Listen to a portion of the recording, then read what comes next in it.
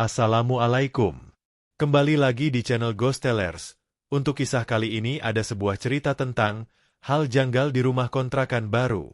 Sebelum kita lanjut ke ceritanya, tekan dulu tombol like video ini, jangan lupa juga klik tombol subscribe channel ini, dan nyalakan juga notifikasinya agar tidak ketinggalan cerita menarik lainnya dari channel ini. Pintu terkunci di lantai 3. Namaku Fajar.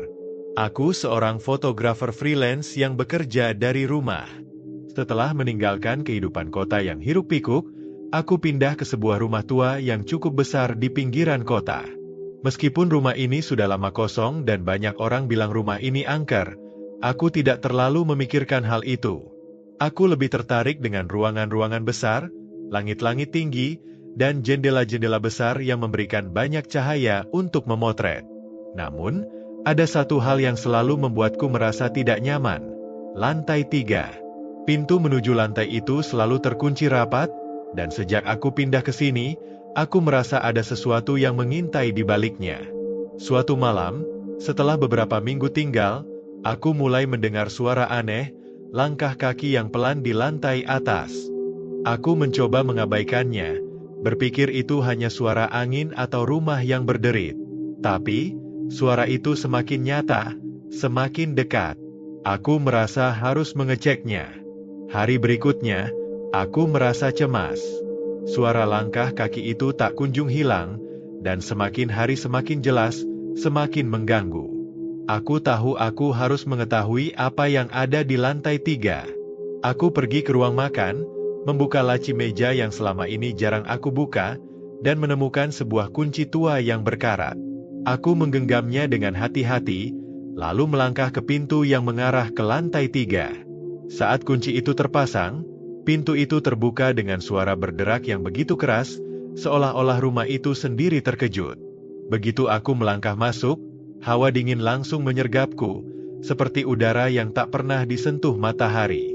Aku menyalakan senter ponselku, dan sekejap cahaya itu menerangi ruangan yang penuh dengan debu dan barang-barang lama yang tertumpuk.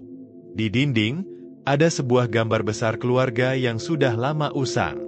Wajah mereka, meski tersenyum, tampak tidak wajar, terlalu terpaksa. Aku menatapnya lebih lama, dan tiba-tiba, aku merasakan tatapan mereka mengikutiku. Aku menoleh cepat, namun tidak ada siapa-siapa. Suara langkah kaki yang aku dengar sebelumnya, kembali terdengar, kali ini dari belakangku. Aku berbalik, dan melihat bayangan gelap bergerak cepat di balik rak buku. Jantungku berdebar keras, dan aku merasa seluruh tubuhku mulai kaku. Aku berlari ke pintu. Namun begitu aku melangkah mundur, bayangan itu seakan mengikuti jejakku. Aku menggigil ketakutan, namun rasa penasaran mengalahkan segalanya. Aku mencari sumber suara itu. Aku menemukan sebuah kotak kayu tua di pojok ruangan yang sepertinya sudah lama terabaikan. Di dalam kotak itu, ada sebuah buku yang tebal. Sampulnya sudah rusak dan penuh debu. Buku itu seperti menyimpan banyak rahasia, dan begitu aku mulai membukanya, aku merasa seperti terperangkap dalam sebuah cerita yang tidak pernah aku inginkan. Halaman pertama berisi kata-kata aneh, seperti mantra yang tidak bisa aku pahami. Ketika aku membaca lebih lanjut, suara langkah kaki itu terdengar lebih dekat, semakin jelas, dan kali ini disertai dengan bisikan pelan. Fajar. Fajar. Aku menoleh, dan kali ini, ada sosok berdiri di ujung ruangan. Sosok itu mengenakan pakaian lama, tubuhnya seperti bayangan yang gelap. Wajahnya tidak terlihat jelas, tetapi aku bisa merasakan matanya yang menatapku penuh kebencian. Siapa kamu? Tanyaku dengan suara terbata-bata. Sosok itu tidak menjawab. Malah, ia mulai mendekat, langkahnya semakin cepat. Aku berlari menuju pintu, namun pintu itu terkunci rapat. Ketika aku mencoba membuka pintu dengan tangan gemetar, sosok itu muncul di depan pintu, dan dengan suara rendah, ia berbisik, "Kamu tidak bisa pergi. Kamu sudah membuka pintu ini. Sekarang, kamu akan menjadi bagian dari kami." Aku merasa tubuhku semakin berat, seolah terjebak dalam ruang yang semakin sempit. Sosok itu tidak bergerak, tapi aku merasakan hawa dingin yang semakin menekan tubuhku. Semua benda di sekitar mulai bergerak, seakan rumah itu hidup, seakan ia marah. Father. Bisik suara itu lagi, kali ini terdengar lebih jelas, dan aku melihat bayangan wajah di balik kegelapan. Matanya kosong, namun penuh dengan rasa sakit yang mendalam. Kamu harus membebaskan kami. Aku mulai panik, tetapi aku ingat kembali buku yang ada di tanganku.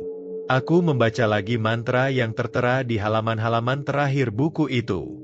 Suara langkah kaki itu semakin cepat, dan sosok itu semakin dekat. Aku harus segera menyelesaikan ritualnya. Aku harus keluar, kataku, hampir berteriak.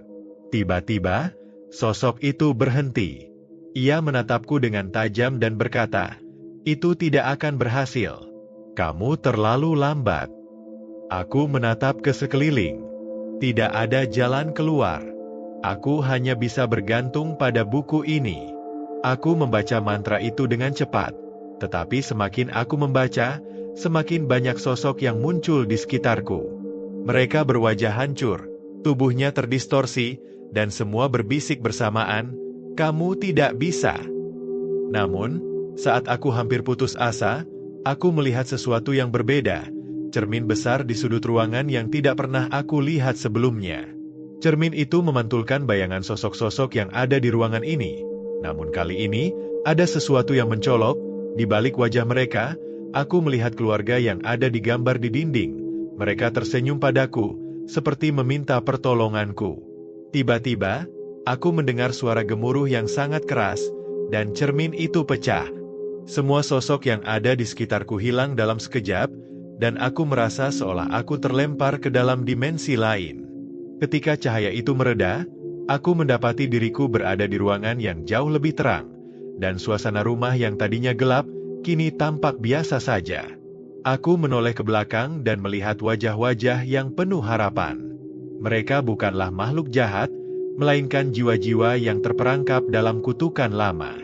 Aku melihat sosok keluarga yang ada di gambar. Sekarang mereka tampak hidup, dan mereka tersenyum padaku, penuh rasa terima kasih. "Sekarang kamu bebas," suara lembut itu mengatakan. "Kami sudah menunggu ini selama bertahun-tahun." Aku tersenyum lega. Apa yang aku anggap sebagai kutukan, ternyata adalah sebuah kesalahan besar yang terperangkap dalam rumah ini. Sosok-sosok itu bukanlah hantu yang ingin menyakiti, melainkan jiwa-jiwa yang tersesat, yang tidak bisa keluar karena rasa takut mereka sendiri. Dengan satu gerakan, sosok-sosok itu menghilang, dan rumah itu pun kembali normal. Ketika aku bangun keesokan harinya, rumahku terasa lebih hidup, lebih cerah. Semua ketakutanku hilang, dan udara di sekitar terasa lebih segar. Aku membuka jendela dan melihat cahaya matahari menyinari rumah ini. Langkah kaki yang dulu aku dengar setiap malam, kini tidak ada lagi. Rumah ini akhirnya bebas dari kutukan yang telah menghantui selama bertahun-tahun. Aku merasa lega, bisa melanjutkan hidup tanpa rasa takut lagi. Semua ketakutan yang mengikatku, akhirnya sirna. Aku kembali ke kameraku, mengambil gambar pemandangan di luar jendela. Sekarang, aku tahu, rumah ini adalah tempat yang aman. Dan aku, Fajar, bisa melanjutkan kehidupanku tanpa beban. Dengan akhir yang bahagia ini, Fajar berhasil mengatasi ketakutannya, memecahkan misteri rumah tersebut, dan membebaskan jiwa-jiwa yang terperangkap. Rumah yang dulu menakutkan, kini menjadi tempat yang damai untuknya. Nah, sekian cerita kali ini, semoga kalian menikmatinya ya.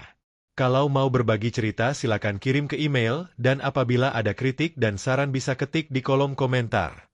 Jangan lupa subscribe. Terima kasih.